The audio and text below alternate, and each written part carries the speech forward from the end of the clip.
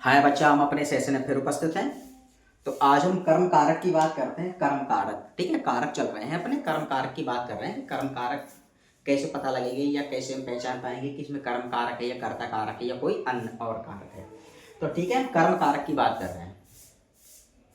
तो कर्म कारक की बात कर रहे हैं हम, तो कर्म कारक पे आज चलते हैं। कर्म कारक क्या है, तो इसमें क्या है बेटा, कर्म कारक क्या है, ये कर्म कारक लिख दिया हमने। अब यहाँ क्या है, कर्म कारक को पहले यहाँ थोड़ा फोकस बनाइए आप, थोड़ा दिमाग लगाइए। यहाँ अब मैं यहाँ बता रहा हूँ, वाक्य में, किस वाक्य में, कर्म कारक में। वाक्य में क्रिया का प्रभाव या फल जिस शब्द पर पड़ता है उसे कर्म कहते हैं। कर्म कहते हैं। वाक्य में क्रिया का प्रभाव या फल जिस शब्द पर पड़ता है उसे कर्म कहते हैं। ठीक, इतनी बात क्लियर हो गई। अब मैं इसको दोबारा समझाता हूं, एक बार फिर इस पे चलते हैं। इसमें क्या है, वाक्य में क्रिया का प्रभाव या फल जिस शब्द पर पड़ता है उसे कर्म कहते हैं। इतनी बात क्लियर होगी। अब हम यहाँ एग्जाम्पल मतलब उदाहरण पे आते हैं। उदाहरण में क्या कह रहा है हमसे, या हमें कैसे पता लगेगी, या हम कैसे पहचान पाएंगे कि इसमें कर्म कारक है या कर्ता कारक है या कोई अन्य और कारक है। तो हम कर्म कारक की बात कर रहे हैं, तो कर्म कारक का हम एक आपको उदाहरण बता रहे हैं। उदाहरण में आप कैसे पहचानें कि इसमें कर्म कारक है। तो इसमें जैसे राम ने श्याम को मारा। अब आप बोलोगे गुरुजी कैसे पढ़ा रहे हैं, कर्ता कारक में भी राम ने श्याम को मारा और कर्म कारक में भी राम ने श्याम को मारा, ठीक है। तो उसका अलग है और इसका अलग है, मतलब चीज एक ही लिखा हुआ है लेकिन दोनों के अर्थ अलग अलग है। जैसे राम ने श्याम को मारा, राम ने श्याम को मारा, यहाँ कर्म कारक की बात हो रही है। कर्म कारक, राम ने श्याम को मारा। अब यहाँ क्या है बेटा, यहाँ कर्ता कौन है बेटा, राम है। राम है कर्ता, यहाँ करता है राम, और उसे मारने का फल श्याम पर पड़ता है। यानी कि राम ने किसको मारा, श्याम को, तो उसका फल किस पर पड़ता है बेटा, श्याम पर पड़ता है।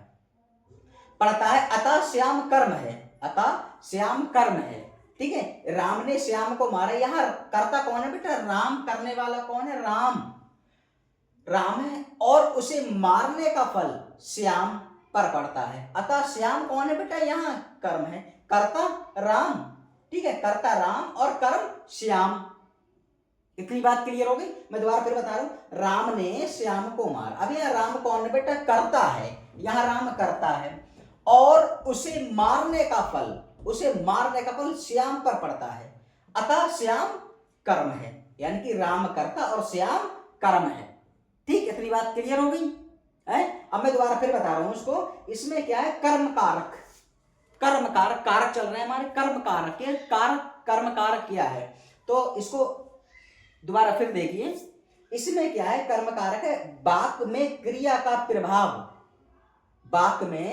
का प्रभाव या फल जिस शब्द पर पड़ता है उसे कर्म कहते हैं, ठीक है। वाक्य में क्रिया का प्रभाव या फल जिस शब्द पर पड़ता है उसे कर्म कहते हैं। अब जैसे एक उदाहरण पर मैं बता रहा हूं आपको, एक एग्जाम्पल के तौर से उदाहरण बता रहा हूं। इसमें क्या, राम ने श्याम को मारा, यहाँ कर्ता कौन है बेटा, राम है, यहाँ कर्ता कौन है, राम है, और उसे मारने का फल श्याम पर पड़ता है, अतः श्याम कर्म है। यानी कि राम कौन है बेटा, राम कर्ता है, और श्याम कौन है, श्याम बेटा कर्म है, अतः श्याम कर्म है। इतनी बात क्लियर हो गई। मैं दोबारा फिर बता रहा हूं, इसमें क्या है, वाक्य में क्रिया का प्रभाव या फल जिस शब्द पर पड़ता है उसे कर्म कहते हैं। वाक्य में क्रिया का प्रभाव या फल जिस शब्द पर पड़ता है उसे कर्म कहते हैं। अब जैसे उदाहरण में बता रहा हूं, राम ने श्याम को मारा। यहाँ राम क्या है बेटा, यहाँ राम करता है, क्या कर रहा है, श्याम को मार रहा है, और उसे मारने का फल श्याम पर पड़ता है। यानी कि कौन पिट रहा है, राम से श्याम ही तो पिट रहा है, तो अतः श्याम कर्म है, राम करता है और श्याम कर्म है, अतः यहाँ कर्म कारक है, ठीक है, कर्म कारक है। इतनी बात समझ में आ गई।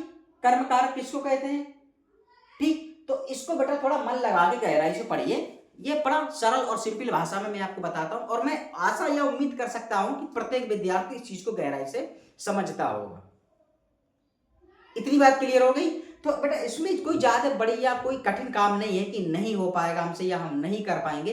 देखिए, संसार में असंभव नाम की कोई चीज नहीं है।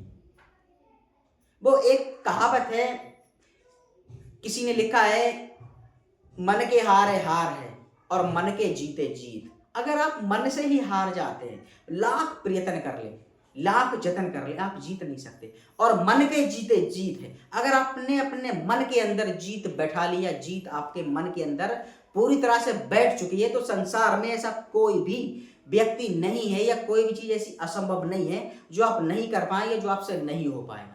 तभी तो लिखा है कि मन के हारे हार और मन के जीते जीत। ठीक, तो इसको बेटा गहराई से थोड़ा पढ़िए, बिंदास तरीके से। और मैं इतनी सरल और सिंपल भाषा में, साधारण भाषा में मैं बताता हूं आपको कि मैं आशा कर सकता हूं कि कोई विद्यार्थी इसमें यह नहीं कहेगा कि सर हमारी समझ में नहीं आया। मैं आशा करता हूं या उम्मीद कर सकता हूं कि प्रत्येक विद्यार्थी इस चीज को गहराई से समझ जाता होगा या समझता होगा। लेकिन समय तो देना पड़ेगा बेटा आपको। सफलता समय चाहती है, सफलता समय चाहती है। सफलता 1 या 2 दिन में मिलने वाली चीज नहीं है, बहुत लंबा संघर्ष चाहती है। और आप ये भी जानते हैं कि जो जितनी बड़ी बड़ी कामयाबी व्यक्तियों को मिलती है ना, तो इस कामयाबी के पीछे, मतलब इस बड़ी कामयाबी के पीछे उनका बहुत बड़ा संघर्ष भी होता है। आप ये ना समझें या ये ना समझिए कि बड़ी कामयाबी ऐसी मिल जाती है। एक छोटी से छोटी कामयाबी भी लेने के लिए, ठीक है, उसके लिए बहुत कुछ करना पड़ता है। और यहाँ तो बड़ी कामयाबी की बात कर रहे हैं, तो बड़ी कामयाबी होगी तो बेटा बड़ा ही संघर्ष होगा। बड़ी नौकरी, बड़ी मेहनत और बड़ा ही सोर्स होगा। ठीक है, बड़ी नौकरी, बड़ा संघर्ष और बड़ा शोर। ठीक है, जितना बड़ा पद होगा, जितनी बड़ी नौकरी होगी, उतना ही बड़ा आपको संघर्ष करना पड़ेगा, उतने ही बड़े आपके प्रयास होते हैं। तो ये सामान्य हिंदी की मैं बात कर रहा हूं, कंपटीशन एग्जाम। ठीक है, सामान्य हिंदी कंपटीशन एग्जाम मतलब सामान्य हिंदी प्रतियोगिता परीक्षा। तो ये मैं आपको कारक पढ़ा रहा हूं, तो मैंने आज आपको कर्म कारक बताया। तो मैं आशा और उम्मीद कर सकता हूं कि ये लेक्चर आपकी समझ में सही तरीके से आया होगा। अगर ये लेक्चर आपकी समझ में सही तरीके से या बिंदास तरीके से समझ में आया हो, तो हाँ, इस वीडियो को या इस सेशन को ज़्यादा से ज़्यादा शेयर करें और YouTube पे हमें सब्सक्राइब करें और Instagram पे हमें फॉलो करें। तो बस आज तक के लिए इतना ही। हम फिर अगले सेशन में उपस्थित होते हैं, तब तक के लिए धन्यवाद।